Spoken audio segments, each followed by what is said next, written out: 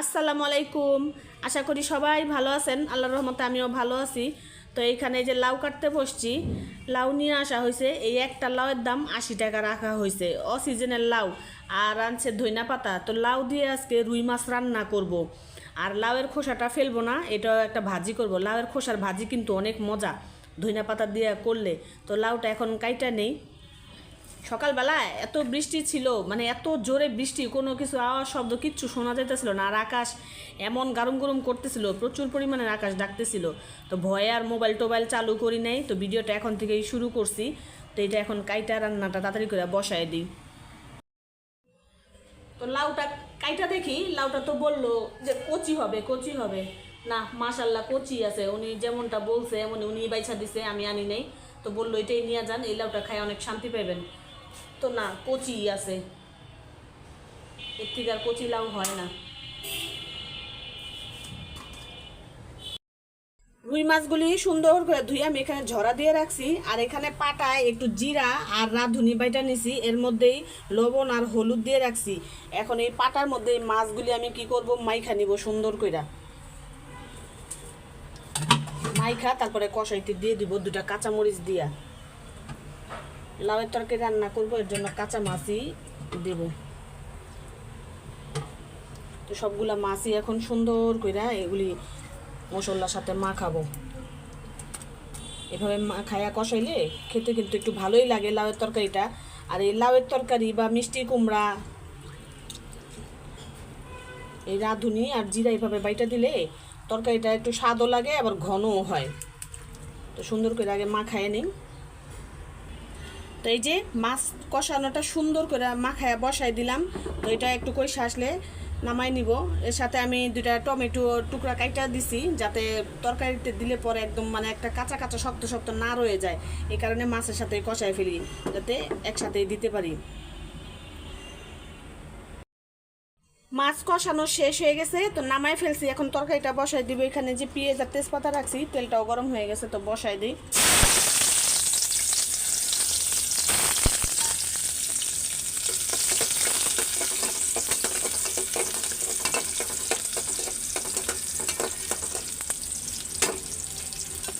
তো লাউ কষানোর সময় আমি কোনো মশলাই দিব না, শুধু লবণ হলুদ দিব আর সামান্য একটু মরিচ বাটা দিব। যখন মাছটা কষাইছি তখন তো আমি সব ময় মশলা দিয়েই কষাইছি। লাউ তরকারিতে কিন্তু এত মশলা ভাল লাগে না, হালকা হালকা মশলাই ভাল লাগে, এই কারণে আর কোনো কিছু দিব না। মশলা কষানো শেষ, তো এখন লাউগুলি দিয়ে দিব। লাউয়ের সাথে কটা আলুও কাইটা নিছি। আলুটা পরে হইলে হাত দিয়ে একটু চটকাই দিবনি, তাহলে তরকারিটা একটু ঘন হবে আরও বেশি। সময় নাই দেখা এর জন্য আলুটার আলাদা সিদ্ধ দিয়ে দিলাম না, নাহলে আলুটা সিদ্ধ দিয়া যেরকম আলু ঘাটি রান্না করি এরকম হাত দিয়ে একটু মশলা দিলে তরকারির সাথে তরকারিটা একটু ঘন হয়। তো এখন আর লাড়াচাড়া দিব না, এখন শুধু ঢাইকা দিব। যখন একটু কইমা আসবে তখন লাইরা দিব। এখন এইভাবেই থাক। সুন্দর করে কষাই নিলাম। এর মধ্যে এখন কষানো মাছগুলি দিয়ে আমি ঝোল দিয়ে দিব।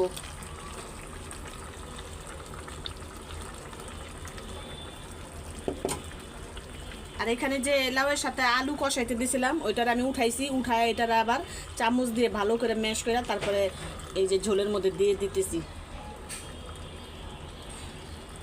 তাহলে কি লাউয়ের তরকারিটা একটু ঘন হবে। এখন আমি ঝোল দিয়ে দিব। তো ঝোলটা দিয়ে দিছি। এটা হয়ে গেলে ধইনা পাতা দিয়ে নামাই নিব। তরকারি রান্না শেষ হয়ে গেলে ভাজিটাও বসায় নিব।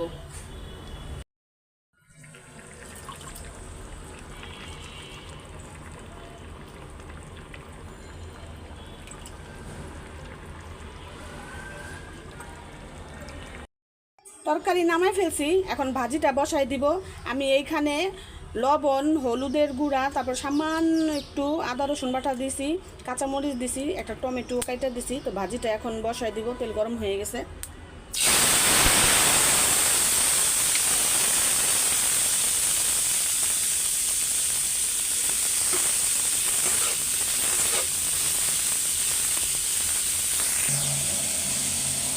ঢাকা দিয়ে দিই, হতে থাক। মসজিদের হাউজে পানি নাই, মসজিদের পানির লাইন জানি কি হয়েছে। তো মাইকিং করে করে বলতেছে যে বাসার থেকে উজু করে আসতে। তো এই যে এই মাত্র পানির গাড়ি নিয়ে আসা হয়েছে, এত শব্দ, মসজিদেই মনে হয় পানি নিয়ে আসা হয়েছে এই যে গাড়ি। তো সচরাচর কিন্তু কোনো সমস্যা দেখা যায় না, অনেক বছর পরে এই সমস্যাটা দেখা দিয়েছে, হয়তো কোনো কিছু হয়েছে। ভাত খাইতে বসলাম। তো আজকে যে লাউয়ের তরকারি রান্না করছি রুই মাছ দিয়ে, আর এখানে লাউয়ের ছিলকা ভাজি আলু দিয়ে টমেটো দিয়ে। তো ভাজিটা আগে খেয়ে দেখি। তো যাই আনি একটু মুরগির মাংস ছিল, ওইটা দিয়ে ভাত খেয়ে নিছে।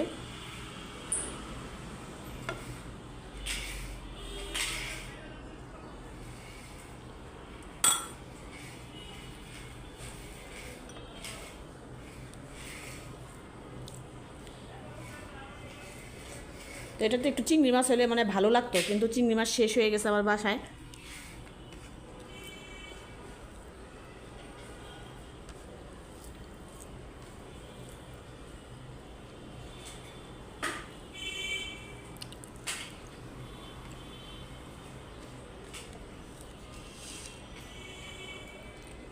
টমেটো আর ধনিয়া পাতা দেওয়াতে ভাজির স্বাদটা দ্বিগুণ বেড়ে গেছে।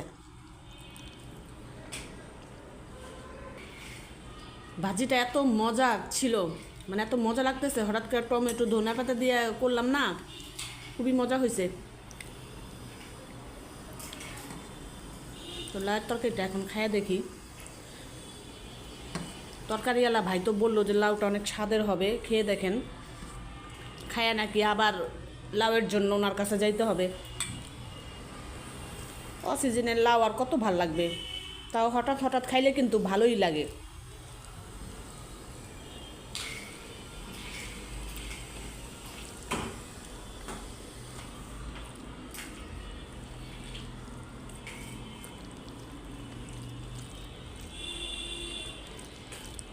আসলে লাউটা অনেক মজার।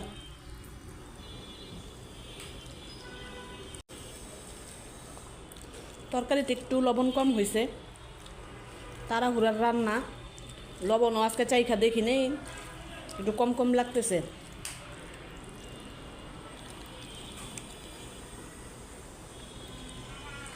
আর আজকের আকাশটা কেমন থম ধরে আছে, কেমন যেন আকাশটা হলুদ হয়ে আছে।